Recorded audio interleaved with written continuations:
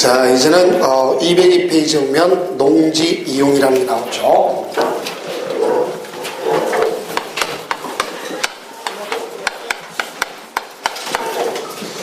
자, 이 농지 이용인데요. 농지 이용이라고 하면 앞에서 소유 다음에 이용이죠.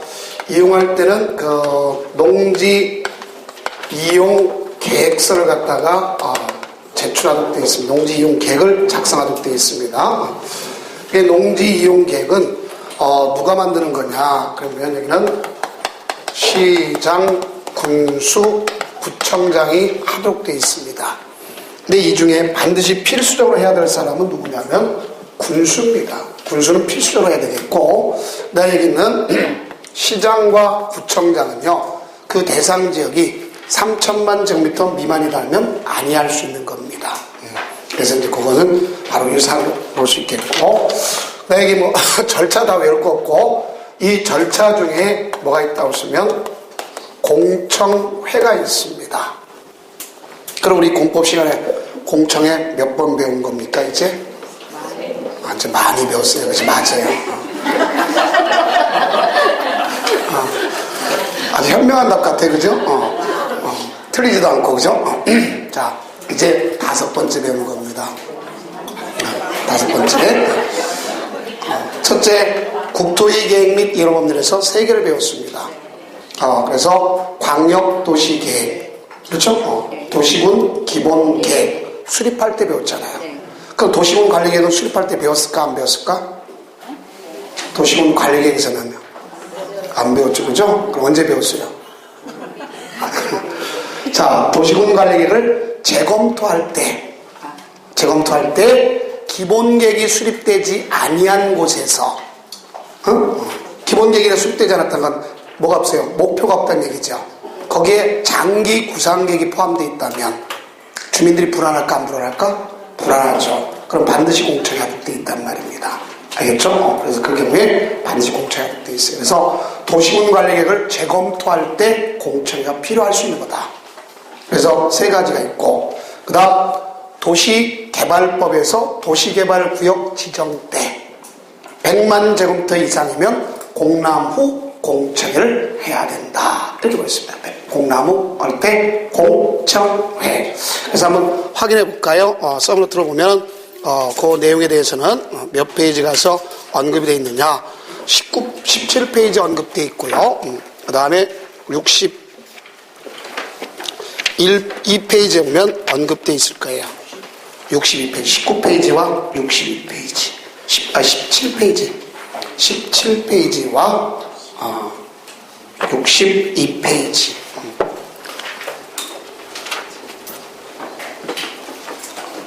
방금 설명한 거 알겠죠?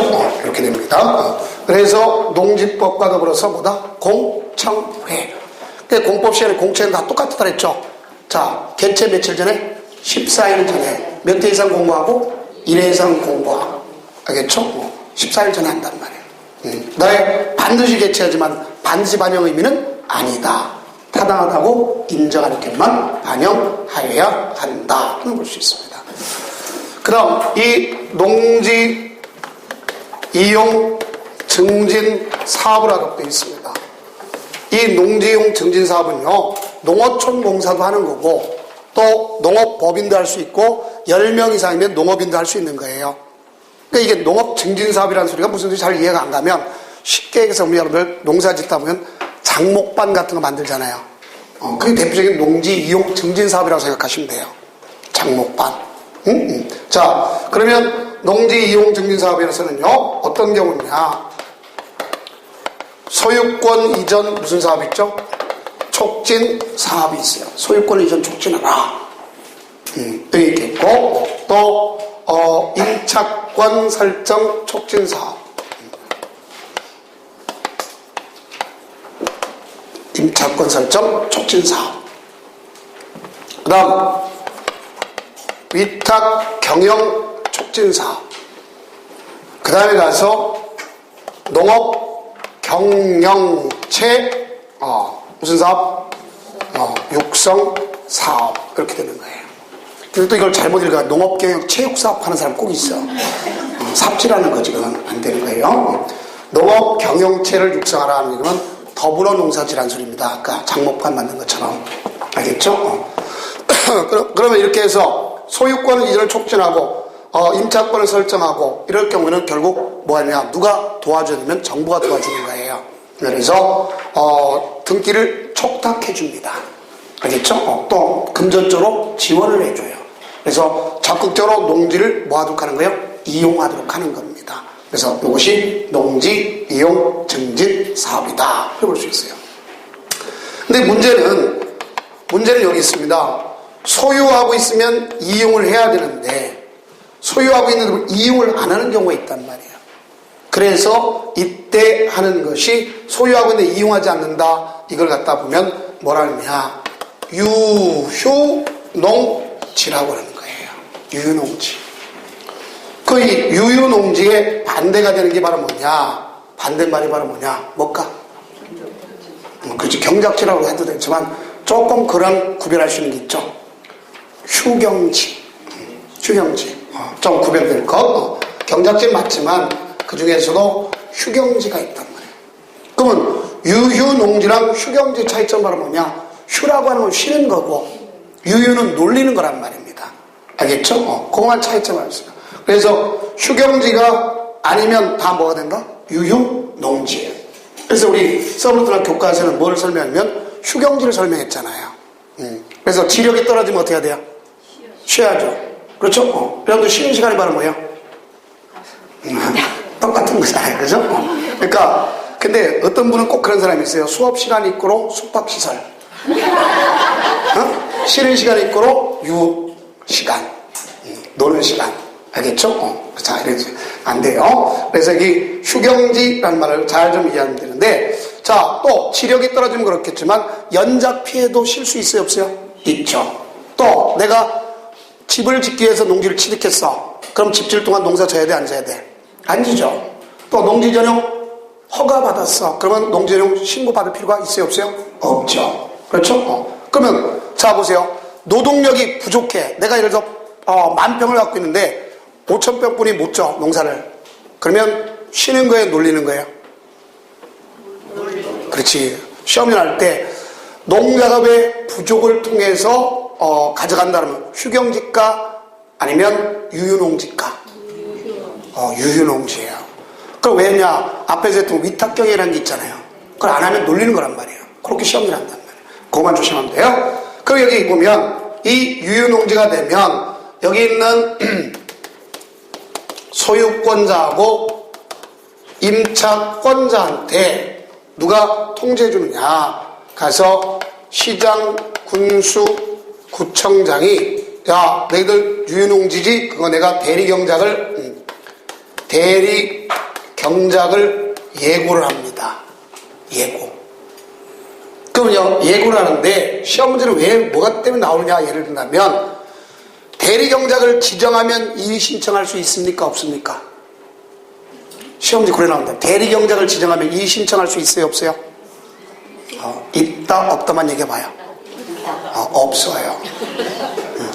예고 때 하도록 돼 있습니다. 그래서 시험 문제 나온단 말이에요. 지정하면 일단 끝난 거예요. 지정하기 전에 예고라는 절차가 있어요. 그럼 이때 예고 때 이의 신청하도록 돼 있는 거예요. 예고 때. 이거는 며칠 내에 하도록 되면 10일 내, 처리는 7일 내에 하도록 돼 있는 겁니다. 알겠어요? 자, 이걸 우리가 얘기하는 겁니다. 그래서 여기 보면 대리경작을 예고를 하게 되면 그때 이의 신청하는 거예요. 그러면 지정하에서는 할 수가 없는 겁니다. 시험 문제 바로 이거만 조심하면 돼. 지정하면 이의 신청한다면 X가 돼요. 예고 때 하는 겁니다. 자, 그러면 이때 이제 보세요. 다시 이제 보면 지정을 한다. 그럼 이 지정을 할 때 피지정으로서 must, 소위 1차에 하는 애가 있고 can, 2차로 할 애가 있습니다. 그래서 여러분들 이제 서브노트도 똑같이 must, can 이런 말을 갖다 쓰는 의미로 보시면 돼요. 자, 우선 제일 먼저 가서 대리경작에 대한 의미를 갖다 주어주면서 원칙적으로 지정해야 된다는 말이 203페이지 제일 밑에 있어요, 없어요? 있죠. 원칙. 원칙은 must란 말입니다. must. 자, 그 다음 can, 예외란 말입니다. 그럼 여기 있는 요 사람 어떻게 하는 거는 인근의 농업인이나 농업법인한테 지정해 줘야 되는 거예요. 그런데 요 사람들이 못한다 그러면 인근에 있는 농업 생산자 단체나 학교 등한테 주도록 되어 있는 겁니다. 그래서 이건 준다가 아니라 줄 수 있다. 이걸 하시면 돼요. 그래서 지정하여야 한다 하는 거하고 할 수 있다만 구별해 준대요. 문제 풀 때. 그래서 거기는 하여야 한다 돼 있잖아요. 근데 만약에 지정할 때 농업이나 농업법이 농업과 관련된 전과자라 그럼 그 사람 주면 될까 안 될까? 안 되는 거죠.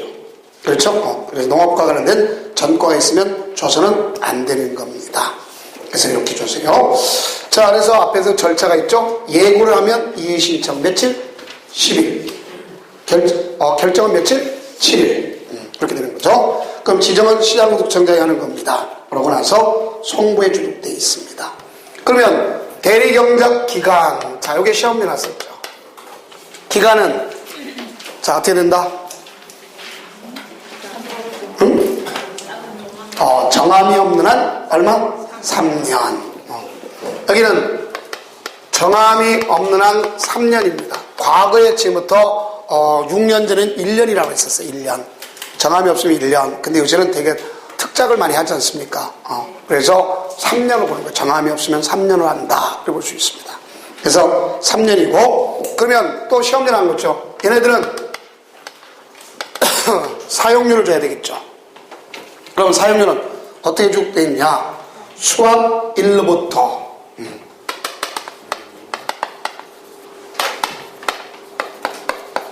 수학 1로부터 얼마네? 2개월 내 수학량에 여기 시험에 났었죠? 몇 퍼센트? 그렇죠. 10%를 범위를 주는 거예요.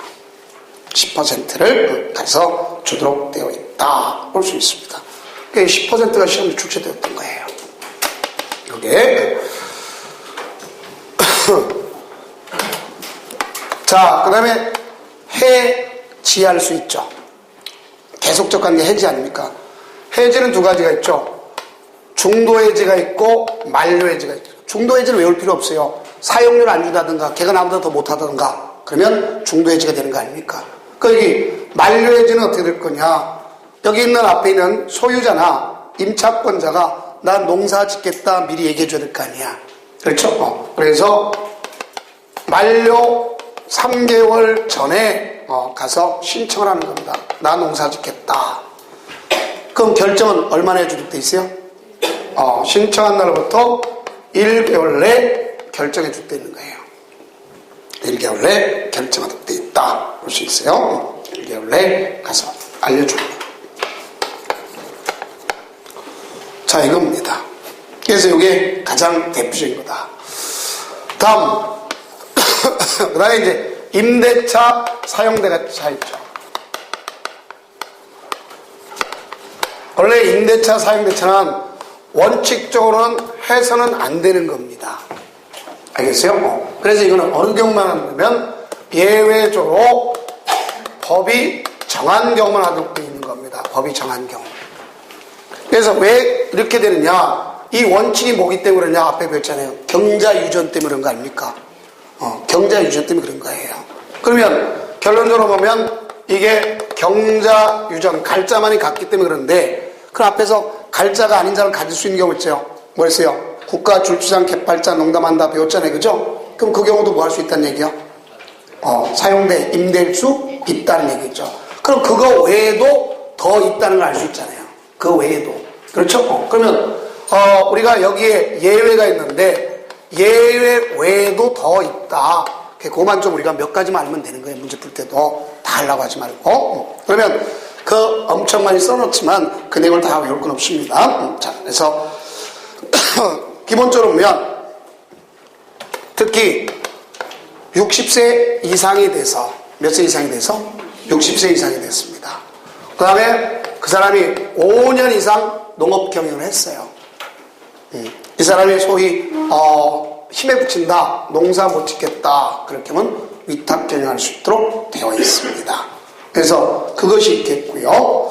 또 하나는 뭐가 있냐면 주말 체험. 영농 아까 여기 예외 있었잖아요. 국가출입주상. 그렇죠? 근데 주말 체험 영농을 업으로 하는 자한테 다시 임대 사용돼 줄 수 있다는 얘기입니다. 업으로 하는 자한테 임대 사용돼 못한다 이렇게 시험지 출제됐던 적이 있습니다. 그래서 이제 그걸 우리가 주의하면 되겠고, 그 다음 이제 또 하나 본다면, 자 앞서 얘기했던 것처럼 여기 있죠. 이모작. 몇 모작? 이모작. 그래서 우리가 이제 이모작하는 경우가 있습니다. 또 이모작을 할 때는 이건 조심하세요. 이모작을 하는데 누가 이모작하는 거냐? 내가 작용을 하고 나머지에 대해서 임대 사용대 하겠다는 얘기입니다. 그러면 임대 사용대 하겠다는데 이건 몇 개월 내에 할 거냐면 8개월 내에 하겠다는 얘기겠죠. 자, 그러면 이게 어떤 뜻을 갖고 있냐? 우리가 가장 쉬운 거 이런 걸 볼 수 있잖아요. 대개 보면 감자, 특히 하지 감자 같은 거 심게 되면 엄청 빨리 캐잖아요. 그렇죠? 그리고 나머지를 갖다 다른 사람한테 임대시킬 수도 있단 말이에요. 임대 사용대. 그렇게 되면 결국 몇 개월 내에 임대 사용대 할 수 있어요? 8개월 내에. 원래는 얼마인데 이제 나중에 임대 사용대는 원래 3년을 기점을 하지만 여기는 이렇게 된다 알 수 있어요. 그 다음 또 하나는 앞서 얘기했던 것처럼 초과분이 있었잖아요. 아까 초과분이 있었어요? 없었어요? 있었죠. 자, 아까 두 가지가 있었잖아요. 자, 어떤 거예요? 상속받은 초과분. 또 8년 이상 농사했다가 이농한 사람 있잖아요. 그 초과분에서 뭐 할 수 있어요? 임대 사용대 할 수 있잖아요. 그렇죠? 그래서 상속받아서 있는 거라든가 아니면 또 아까 몇 년 이상 농사했다가 8년 이상 농사했다가 8년 이상 농사했다 이농한 경우에 초과분에 대해서도 할 수가 있다 하는 게 그 위에 박스에 있는 거 아닙니까? 자, 이래 주면 되는 거예요. 자, 그러면 임대 사용대의 방법은 뭐로 하는 게 원칙이냐? 방법은 원칙으로 서면 계약을 가지고 가는 게 원칙입니다. 서면 계약. 그런데 서면 계약을 하는데, 자, 봅시다. 대항력을 갖는 경우가 있는데요. 대항력은 가장 좋은 방법은 등기입니다. 근데 등기가, 사람들이 등기 해주는 경우가 거의 있을까요? 없을까요? 농지에도 거의 등기를 안 해주죠. 그러면 등기 없이도 대항력을 가질 수 있다, 없다? 있다. 그래서 이게 시험에 출제되는 거였죠. 여러분들 주택임대차보호법, 상가건물 임대차보호법도 등기 없이도 대항력 갖는 경우가 있잖아요. 똑같은 거예요. 농지도. 그래서 농지에 대항력을 갖는 것은 등기 없이 가려면 농지 소재를 관할하는 소재지 관할, 농지 소재지 관할 누구한테? 시, 구, 읍, 면장한테. 자, 뭐를 받습니까? 확인을 받고. 그다음 이제 농지를 뭐 받아야 되겠어요? 인도. 농지를 인도받아야 되겠죠. 그러면 인도받으면 어느 날부터? 그렇죠. 다음 날부터. 이겁니다. 그래서 이런 경우 있지만 이건 나름대로 다음 날은 또 맹점도 있어요. 왜? 그날 가가지고 그 전날 다음 날이니까 그날 가가지고 다른 짓 하는 사람도 있으니까 다시 깡통이 될 수도 있어요. 어쨌든 그래도 좋은 제도다. 무슨 날? 다음 날 이렇게 볼 수 있습니다. 등기하면 그날부터 효력 발생하잖아요. 근데 얘는 다음 날이잖아요. 그러니까 이제 거기에 또 문제점이 있을 수 있지만 그래도 좋은 제도다 볼 수 있어요. 인도받으면 다음 날 대항력을 갖는다 볼 수 있습니다.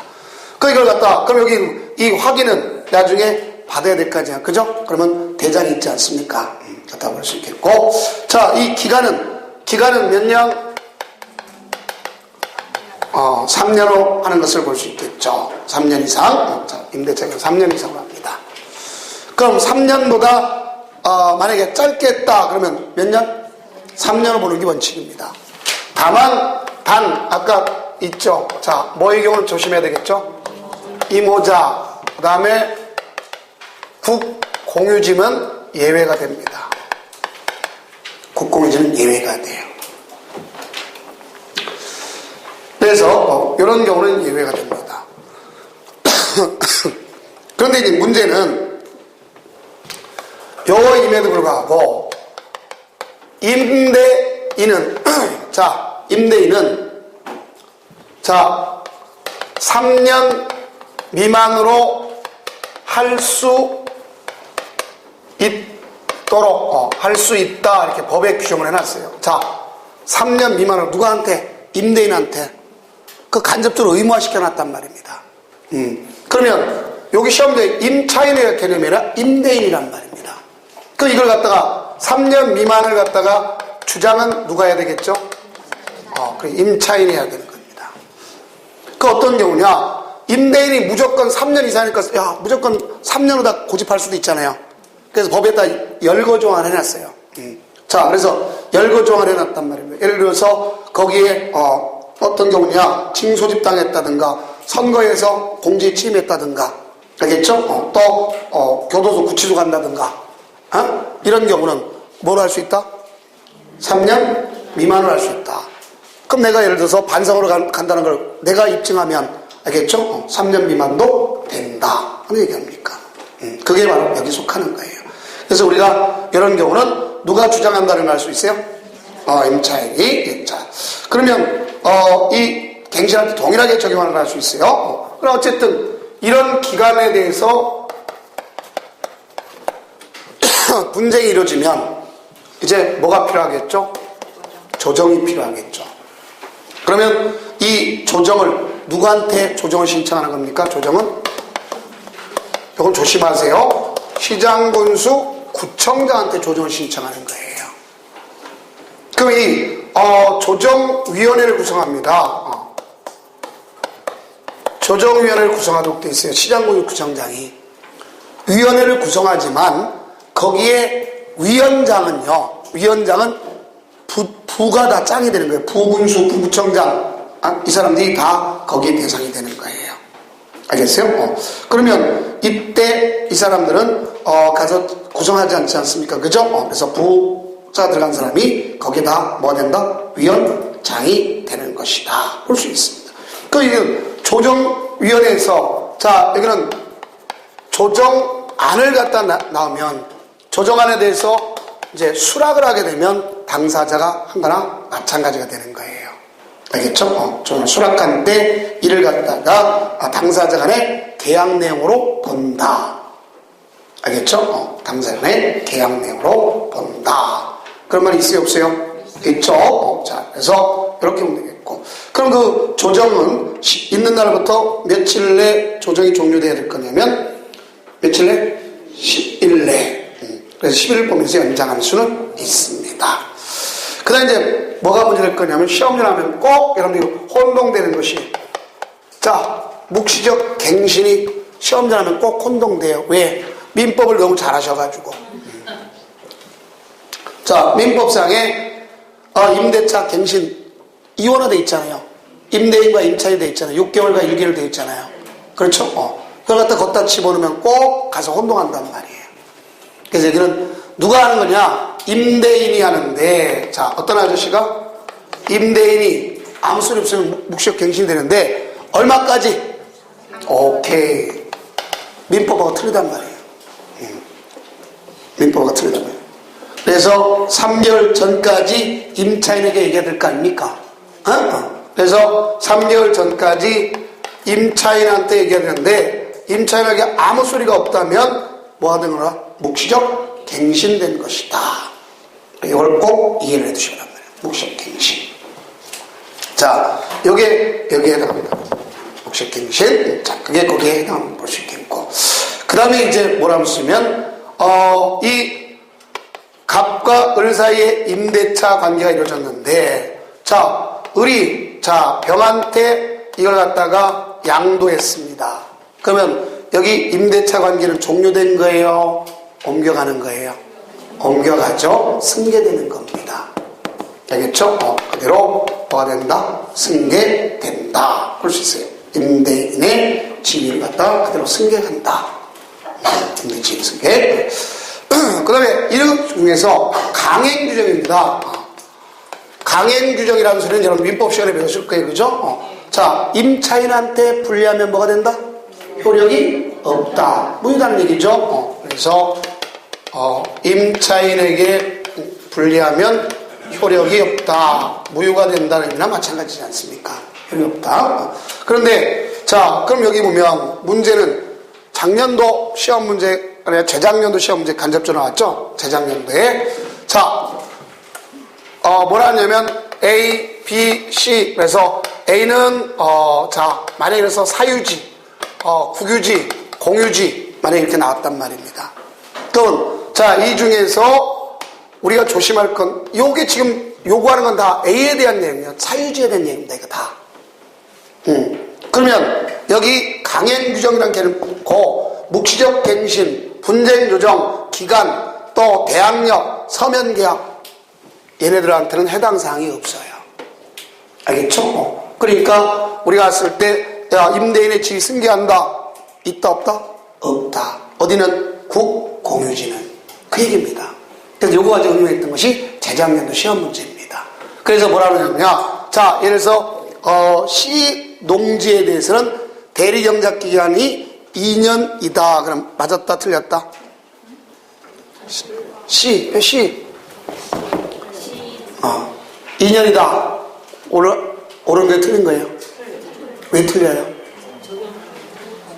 아이, 원래는 3년인데 2년 한다는 건 적용하지 않는다 표현이잖아. 그걸 몰라서 틀린 거예요. 그러니까 원래는 적용하면 몇 년 해야 돼? 3년. 그렇죠? 그럼 2년이다 그러면 적용하지 않았다는 얘기잖아요. 이렇게 문제 나오면 그걸 응용을 해서 나오는데 그걸 몰랐다는 거죠. 그러니까 이렇게 주면 돼요. 그래서 얘네들은 최단 우리가 봐서 기반적으로 보면 기간 규정, 분쟁, 묵시적 갱신, 또 임대인 승계지회, 서면계약 적용한다 안 한다? 안 한다. 알겠죠? 그 뜻입니다. 그렇게만 이해하시면 돼요. 자, 여기까지가 뭐에 대해서 설명하면 농지에 대한 뭐죠? 이용. 그럼 이제 마지막으로 농지는 뭐가 남은 거죠? 보전.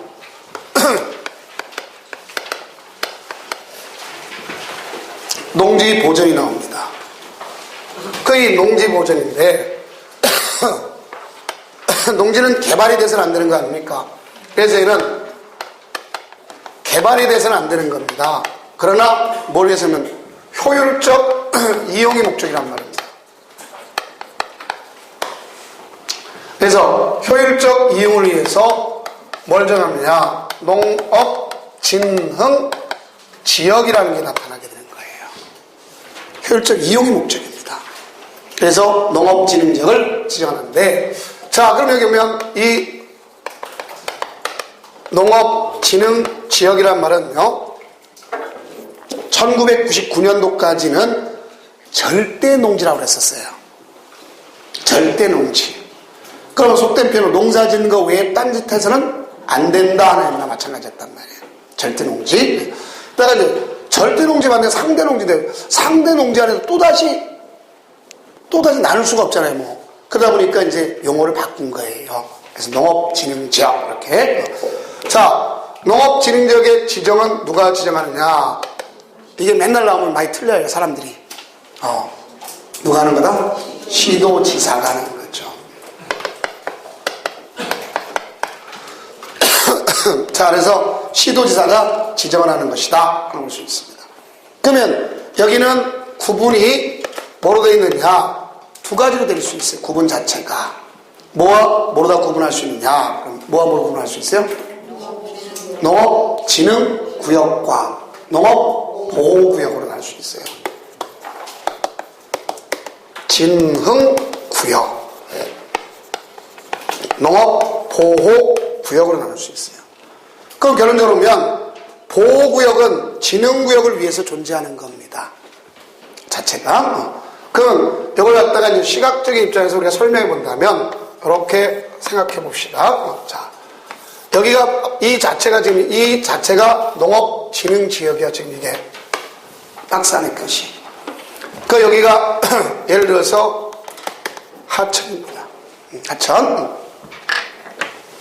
그럼 이쪽에 이와 같이 된 곳에다가 자, 뭐라 했다느냐? 농경지 정리를 한 거죠. 이걸 갖다가 우리가 농지를 집단화했다 이런 얘기를 쓰는 거예요. 이걸 갖다가 농경지정리. 농지를 갖다가 농지를 뭐 했다? 집단화시켰다. 농경지정리했다. 농지 개량 사업했다. 그러면 여기는 농사 짓는 거 외에 딴짓하면 안 되지 않습니까? 그래서 여기를 갖다가 농업진흥구역이라고 하는 거예요. 여기를. 그러면 바로 이 위에다가 이 위에다가 이런 거라든가 아니면 제가 그림 못 그려도 뭐 그린지 알 거야 아마. 이런 거 해놓으면 좋을까 안 좋을까?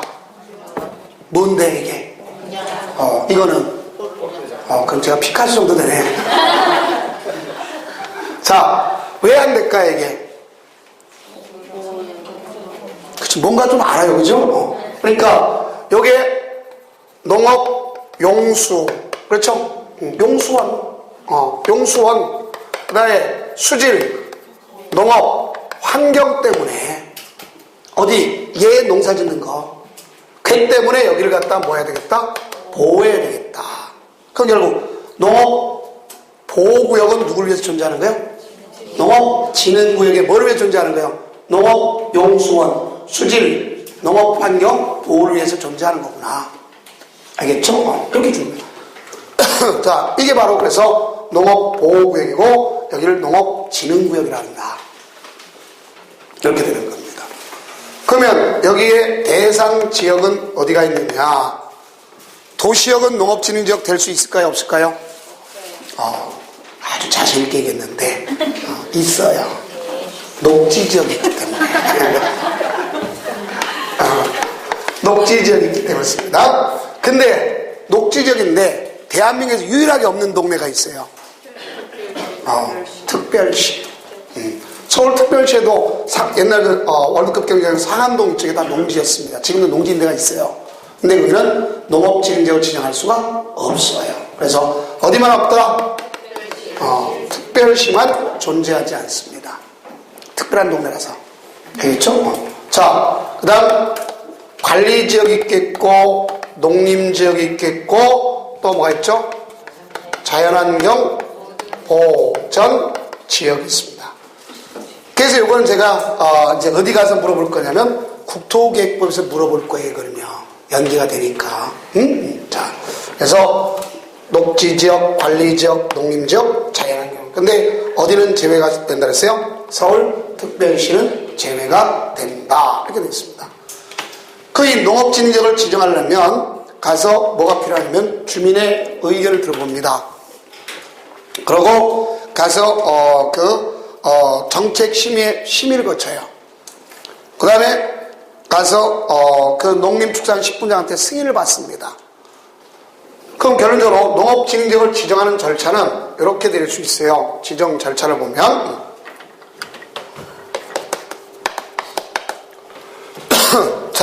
일단은 여기에 대해서 주민의 의견을 듣습니다. 그리고 정책 심의를 거쳐요. 심의를 거칩니다.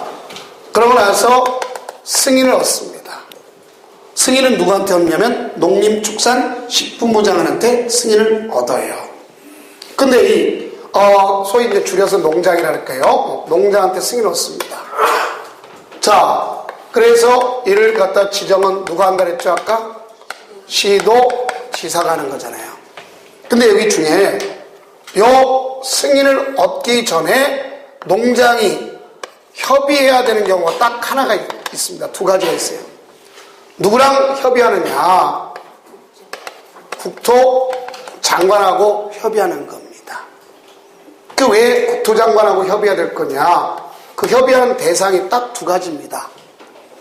우리 국토계획법에 배울 때 유보용도란 말을 배웠죠. 유보용도 중에 가장 대표적인 것이 뭐가 있습니까? 자연 녹지지역 같은 거, 녹지가 있지 않습니까? 또 계획관리지역 같은 게 있지 않습니까? 그렇죠? 그럼 특히 그 중에 녹지지역과 계획관리지역은 보존도 있지만 개발 가능성이 있잖아. 그러면 절대 농지로 묶어버리면 더 이상 개발할 수가 없잖아요. 그러니까 미리 누구한테 협의를 해야 되겠어요? 국토장관한테. 그래서 두 가지 경우가 합니다. 녹지 지역과 어디에 대해서? 계획 관리 지역에서 미리 협의했습니다. 그 미리 협의했습니다. 나중에 만약에 저길 갖다 농업진흥지역이 아니다 해서 얘기했다면 나중에 어차피 전용할 거 아닙니까? 협의했으면 나중에 가서 농지 전용 허가나 신고받을 필요 있어요 없어요? 없죠. 어차피 절대 농지가 아니라고 했으니까 개발할 거 아닙니까? 그래서 이렇게 되는 거예요. 그 이때 이렇게 지정을 했다. 그럼 지정했으면 요를 갖다가 이제 모아둘 때 있어요. 가서 고시했으면 통보해주고 열람시키는 거예요. 그래서 통보하고 열람시키는 거예요. 그럼 이때 통보하고 열람시킨다는 걸 잘 아시는데 이제 그건 뭐 다 필요 없겠고, 가장 문제는 내 땅이 해필이면 절대 농지가 됐어. 그럼 기분 좋아 안 좋아? 안 좋죠. 개발할 수 없으면 땅값 떨어지잖아. 그러면 바로 이때 문제되는 것이 이제 여기서 무슨 청구 나오죠? 그렇죠. 매수 청구. 그게 우리 공법 시간에 매수 청구 딱 세 가지입니다. 아까 배웠던 거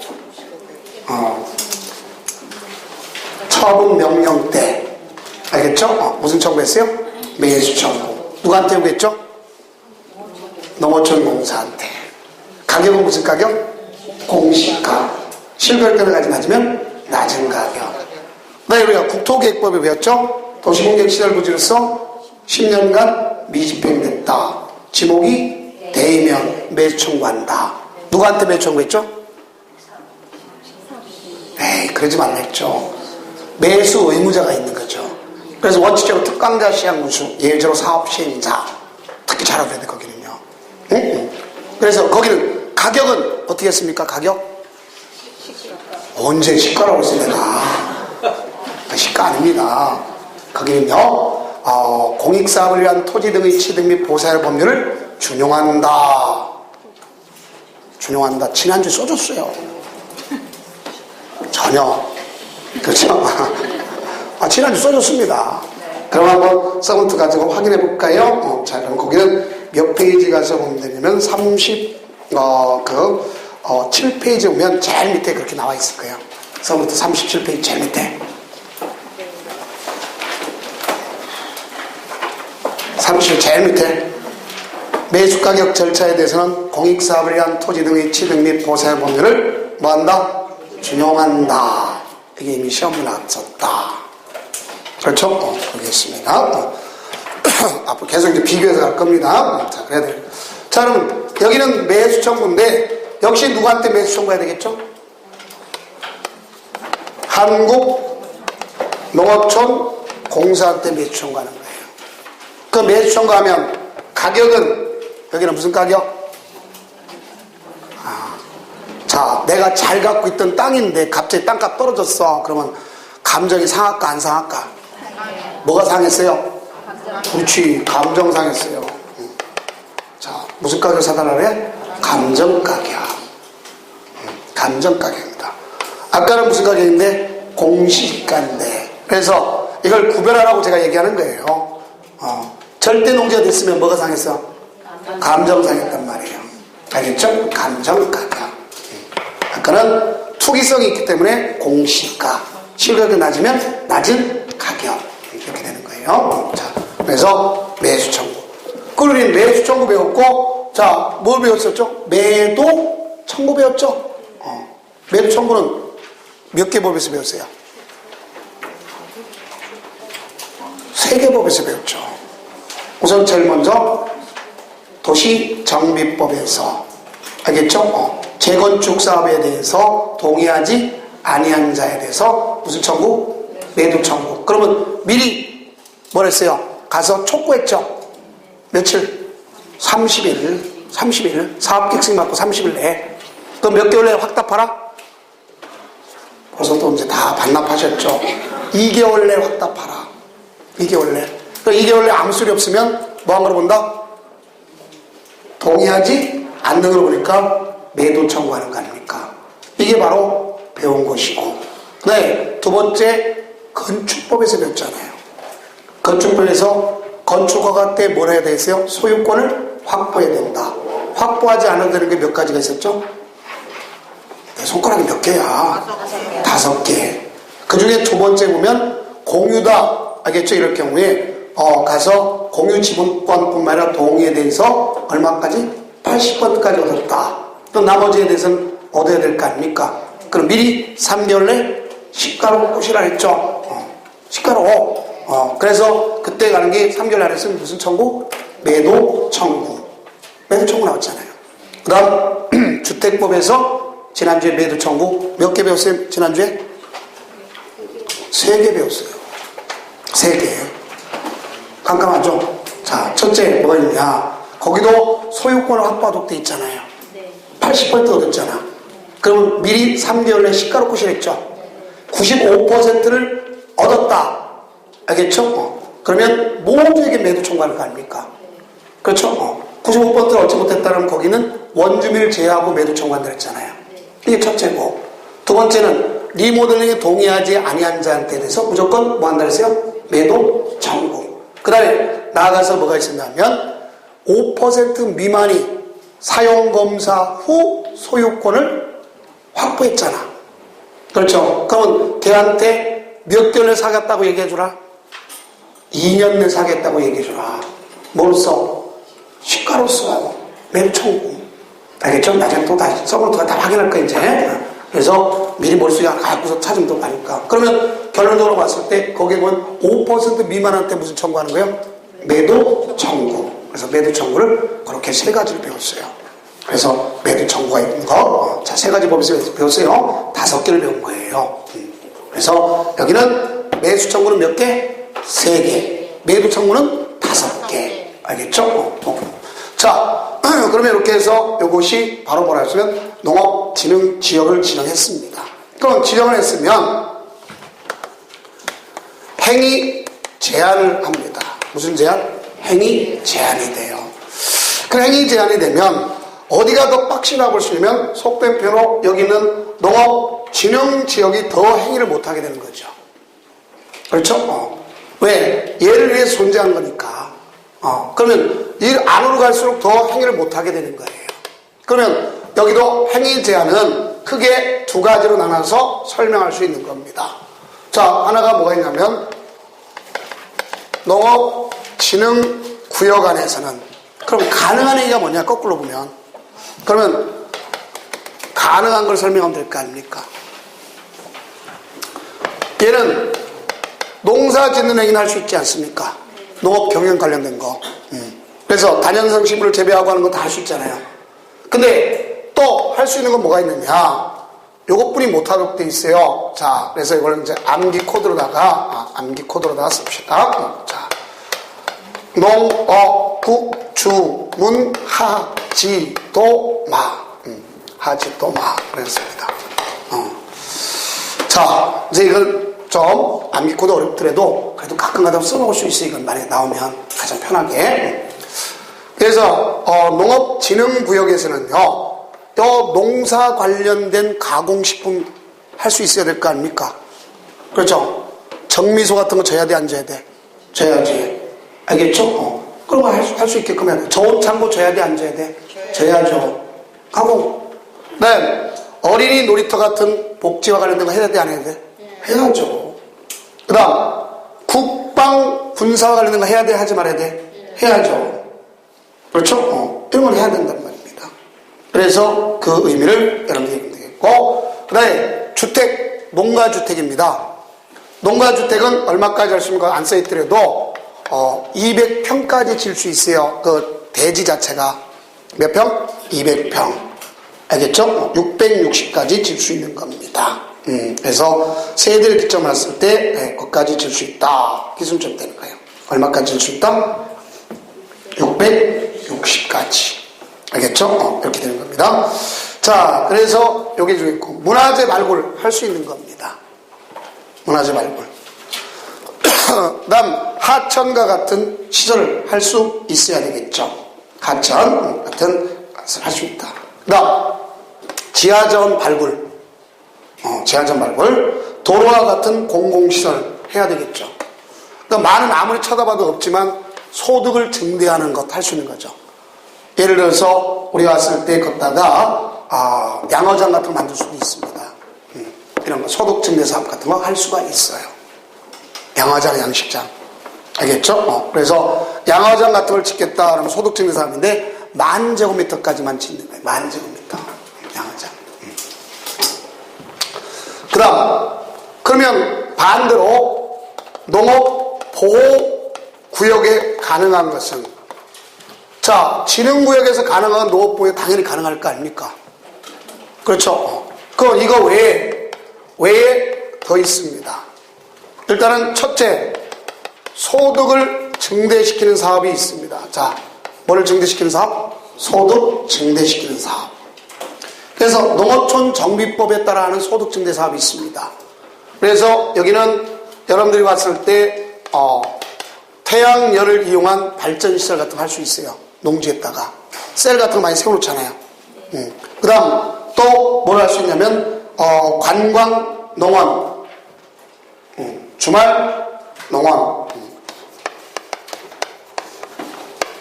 주말 농원 사업도 할 수 있겠고, 그 다음에 관광 농원 사업도 할 수 있어요. 이게 규모가 얼마냐? 가끔가다 규모가 장난칠 때가 있어요.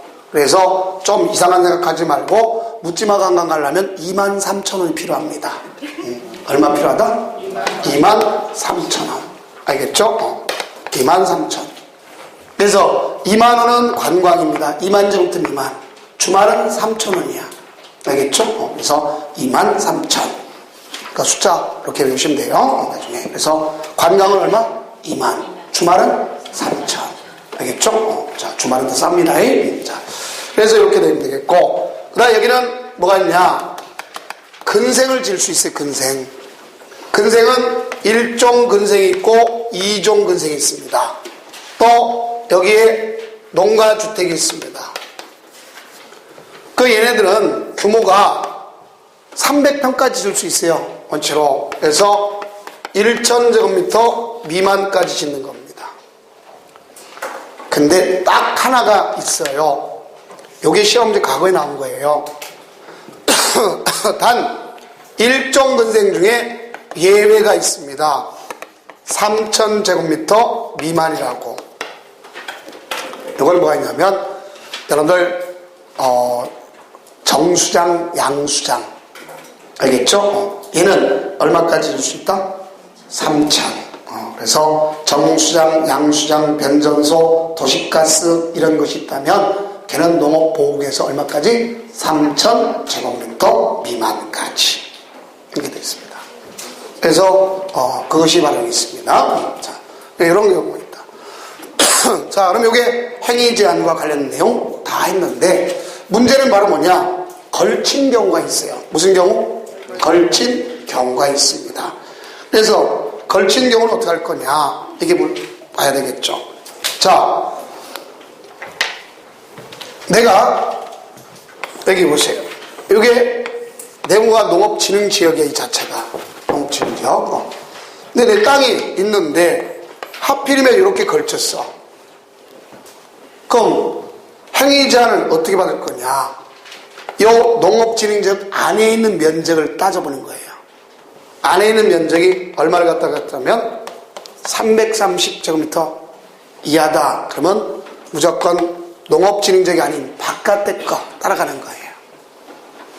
알겠죠? 바깥의 거. 그 다음 또 하나는 뭐가 있느냐? 이 안에 농업 두 가지가 있죠. 이 안에는 뭐와 뭐로 나눌 수 있어요? 아까 보호구역이 있겠고 진흥구역이 있잖아요. 그렇죠? 근데 내 땅이 하필이면 이렇게 걸쳐 있더라. 그러면 안에 것이 얼마냐 따라가는 거예요. 안에 것이 역시 똑같이 얼마? 330 이하면 어디 걸 따라간다? 보호구역 걸 따라가야지. 바깥에 거니까 보호구역. 알겠어요? 그 우리가 공법 시간에 걸치는 거 몇 군데 배웠죠? 네 군데에서 배웠어요. 네 군데에서. 자, 네 군데에서 배웠어요. 첫째, 국토계획법에서 배웠습니다. 국토계획법에서는 원칙적으로 330제곱미터를 기점으로 합니다. 330제곱미터 이하다. 그러면 건폐율 용적률은 가중평균값. 건축 제한은 그 중에 가장 큰 쪽을 따라갑니다. 이게 원칙적으로 보는 국토계획법이고, 알겠죠? 자, 두 번째는 어디서 배웠느냐 보면 도시개발법에서 도시개발구역을 걸친 경우 제한하는 경우가 있어요. 그럼 그 중에 큰 쪽에 따른다. 어느 쪽에 따른다? 큰 쪽. 이게 되어 있습니다. 그 다음 건축법에 두 군데가 나와요. 건축법에서도 용도 지역에 걸쳤으면 과반에 속하는 것 따라간다. 어디 걸 따라간다? 과반. 또 건축법에 건축협정 체결할 때도 협정서를 갖다 인가받아야 될 거 아니야. 그때 걸쳤으면 과반에 속하는 걸 따라간다. 건축법 뭘 따라간다? 과반. 그 다음에 지금 여기는 농지법 얼마 따라간다? 330. 330 이하면 바깥에 걸 따라간다. 알겠죠? 이겁니다. 이렇게 줘요. 자, 보면 되는 것을 알 수 있습니다. 자, 그러면 이제 잠시 쉬었다가 농지 전용 나가면 되겠습니다.